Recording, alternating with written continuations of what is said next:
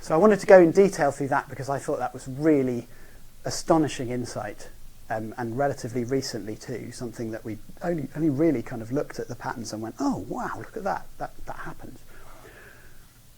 So now we have explanations based on the B and the C. So once we've got monogamy there, obviously it's not inevitable that you're going to evolve sociality. You can take a horse to water, but you can't make it drink. You need the balance of benefits and costs to be in place, even in a monogamous species, in order for individuals to be selected to help relatives rather than their own offspring, or help other individuals. So we're going to decompose this into high benefits of helping versus low costs of helping. We'll focus on the benefits first. And one good pattern that's been spotted, again by a different paper in the same year by Lucas and Cluttenbrock, was that you only get cooperative breeding evolving in mammals where helpers are actually able to help. So where they can have an effect on the numbers of offspring. So you don't get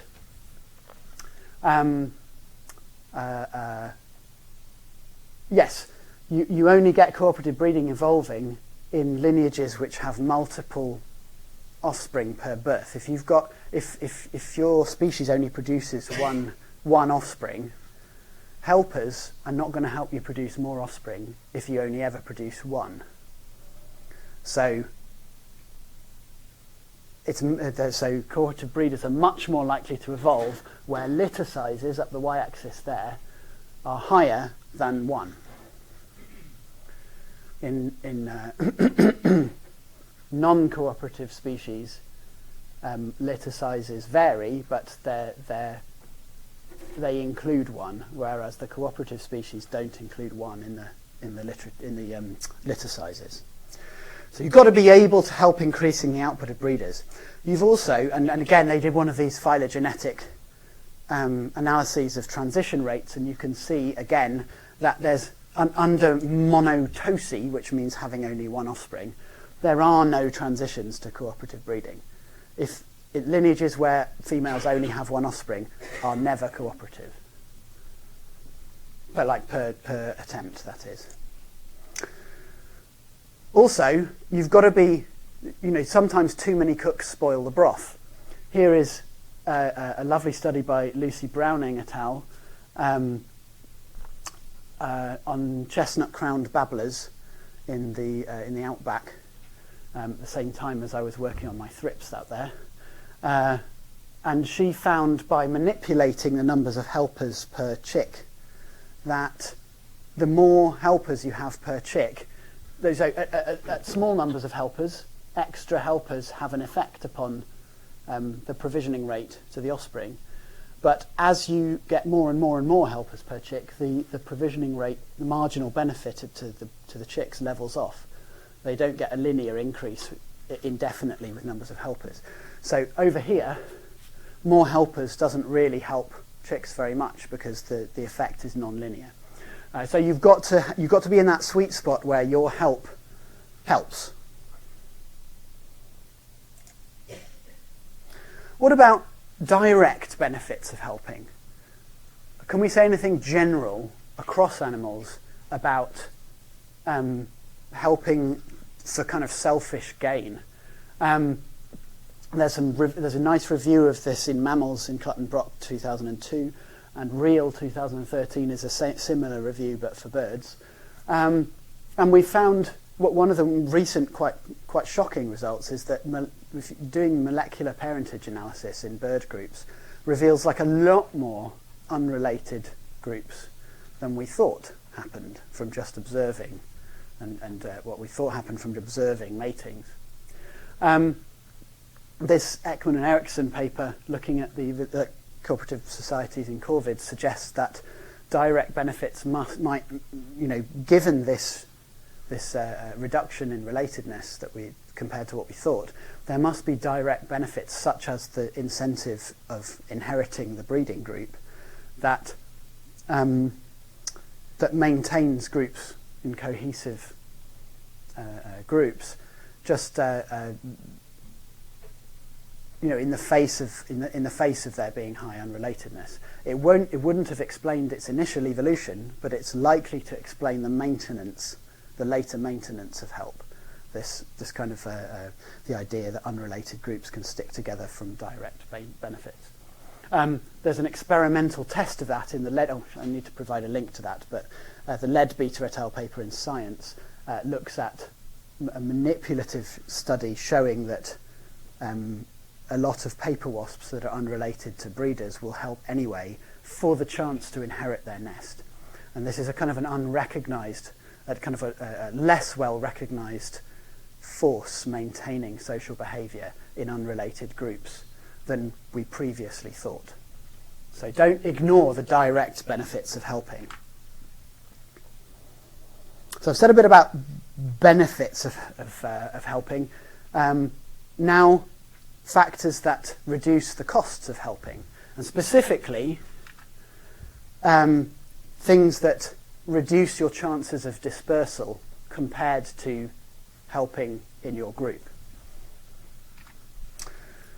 So here there's a bit of a debate in the literature, and it's a nice one to go over because there are people kind of ranting on both sides, and it's quite a nice case of a bit of to and fro. So there's a hypothesis by Brown in the 70s, William Brown, that suggested that you might tend to get social lineages occurring where the environment is really stable. Because in a stable environment, the population is going to naturally reach carrying capacity, and then all the breeding sites are going to get taken. And at that point, when all the breeding sites are taken, as we know from the cooperative breeding lecture, the habitat is saturated and individuals are less likely to be able to disperse. And so there's going to be selection for them to stay on their natal territory. And then on the other side, there's long been people have often pointed out that contrary to that hypothesis, you often see cooperative breeding birds, at least, in really harsh environments, like arid. The Australian desert is full of them. Like Kalahari Desert is full of cooperative breeding birds. What are they doing if it's a result of stability and nice environments where the carrying capacity is met? What are they doing in these harsh, arid environments? And so there's been a competing theory that cooperative breeding is a response to unpredictability of the environment. And that cooperation is a way of reducing the variability in success. Like some years you might have a boom year, and other years you might have a terrible year and starve. But cooperative groups have less variance in success. They can kind of guarantee a good output. So it's kind of a bet hedging strategy in the face of unpredictability. So these two theories have kind of existed alongside each other. And to cut a long story short, there's kind of evidence for both of these. I'll go through this second one in a second, but there's a nice example in Gonzalez et al. Basically showing that among the hornbills, which have a lot of cooperative lineages within them, you tend to get cooperation in lineages that happen where rainfall and other environmental variables are more stable, less variable. So in hornbills, at least, they argue that this stability hypothesis is something which has explanatory power. And that was in response to this Yates and Rubinstein paper, which showed across pretty much all passerine birds, they did a massive phylogenetic study of passerine birds, looking at associations between, this is variation in temperature, variation in precipitation within years and among years. And so each species dot on here is the niche occupied by a particular species, whether cooperative or not cooperative. And then the bar charts on the side show you the range and the median for cooperative versus non-cooperative species. If you focus in on these ones, you can see that the cooperative species are higher up this chart in both cases within and among year variation.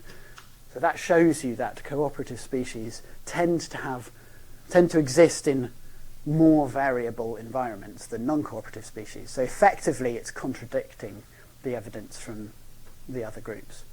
So in the passerines, it looks as though unpredictability is what is associated with cooperative breeding. And in the non-passerines, the hornbills and other groups like that, it looks as though stability is what's associated with cooperative breeding. So there's a nice kind of evidence on both sides debate going on there. Of course, we know that correlation does not equal causation. And for a long time, thinking about that debate in particular, people were like, oh, obviously, if cooperation is associated with unpredictability, that means that harsh environments select for cooperation. Interesting. So this Cornwallis paper challenges that assumption.